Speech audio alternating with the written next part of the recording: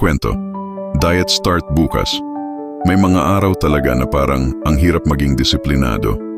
Kagabi, habang nakahiga ako, nag-scroll sa social media, puro fitness videos ang lumabas. Mga taong payat, fit, at mukhang laging masaya.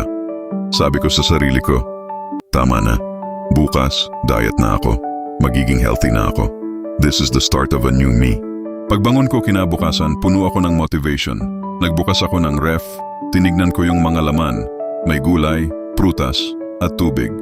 Perfect. Swak sa diet plan. Kinuha ko ang saging, hinanda ko ang tubig. Ang linis ng pakiramdam, parang bagong buhay. Pero habang nag-aalmusal ako, bigla kong naalala yung tinapay sa mesa. Yung pandesal na may palaman na iniwan kagabi. At dahil sayang naman kung masisira, kinuha ko. Isa lang sana, pero nung natikman ko, aba, ang sarap. Kaya nasundan ng pangalawa, pangatlo at maya-maya, wala na, ubos na yung merienda. Habang ngumunguya ako, natauhan ako bigla. Hoy, akala ko ba diet start today? Bakit parang diet start bukas na naman? Napahinto ako, napatingin sa sarili, tapos natawa na lang.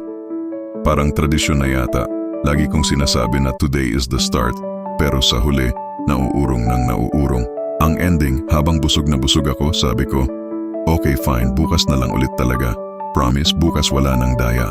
Pero deep inside, alam ko, baka bukas ulit may bagong merienda na naman.